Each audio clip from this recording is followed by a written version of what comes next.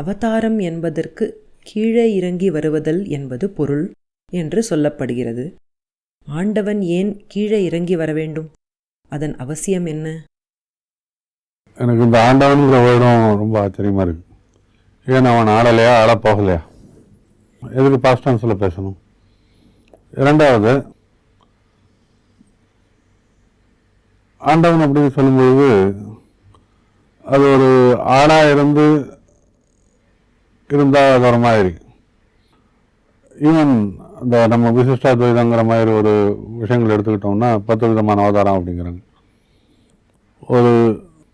ஒரு மீன்லேருந்து எடுத்துட்டு கல்கி வரப்போகிற கல்கி வரைக்கும் 10 அவதாரம் அப்படிங்கிறாங்க.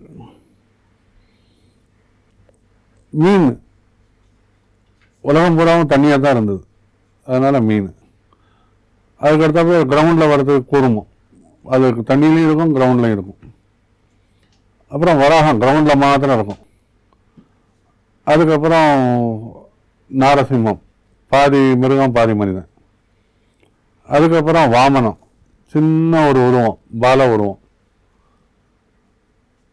அதுக்கப்புறம் ராமர், கிருஷ்ணர், புத்தர், முழுமையடையக்கூடிய பிரஜையில், கடவுள் பிரஜையில், விஸ்வசக்தியில், சிதி சக்தியில் அல்லது கடவுளின் அறிவில் முழுமையடையக்கூடிய படிவங்களாக ஒரு கடல்லிருந்து புத்தன் அப்படின்னா பூர்ண பிரஜன், பூர்ணமாக முழுமையடைந்தவன். அது வரைக்கும் மனிதன் இவால்வ் ஆகலாம் அப்படிங்கிறத காமிக்கிறதுக்கு தான் 10 அவதாரம் அப்படி சிருஷ்டிக்கப்பட்டிருக்கு. யாரால் பண்ணாங்களோ அது நிஜமோ அதெல்லாம் நமக்கு வேண்டாம். ஆனால் அதனுடைய தத்துவமோ அதனுடைய அறிவியை பார்க்க பண்ணோன்னா வெறும் கடலில் விழுந்து கிடக்கிற ஒரு மீன் கூட புத்தனாக முடியும். எவல்யூஷன் ஸ்டேட்ஸ் அப்படிங்கிற சொல்லக்கூடிய மேலே மேலே வந்தோன்னா இப்படி பார்க்கும்போது அவதாரங்கிறது கீழே இறங்கி வருதல் அப்படின்னா எல்லாருமே கீழே இறங்கி தான் வரும்.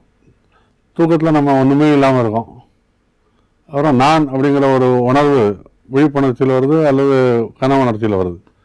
கனவுல மெய்யும் கிடையாது, ஒரு உடல் கூட கிடையாது. ஆனால் கூட மனதை வச்சு எவ்வளவோ சிருஷ்டிக்கிறோம்.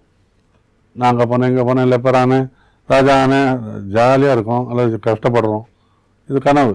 அதனால் உருவத்தை சிருஷ்டிக்கிறோம். திரும்ப உருவத்தை பார்த்து இது அப்படின்னு சொல்கிறதுக்கு மனது உடல் எல்லாம் தேவைப்படுது. அதுக்காக வேண்டி 3வது உணர்ச்சி ஆகக்கூடிய விழிப்புணர்ச்சிக்கு வந்துடுறோம். இந்த 3மே கீழே இறங்கி வர்றதுகள் தானே. நான் இந்த 3ஐயும் பார்க்கக்கூடிய ஒரு நூல். ஆனால் அந்த நூலில் கோக்கக்கூடிய மணிகள்லாம் அந்த 3 ஆக வர்றதுனால நாம் எல்லாருமே அவதாரம் தான், யாரும் அவதாரம் இல்லாத ஆளே கிடையாது. ஏன்னா கீழே இறங்கி வந்துட்டு திரும்ப தூங்கிடுறோம், திரும்ப மேல்நிலைக்கு போய்டுறோம்.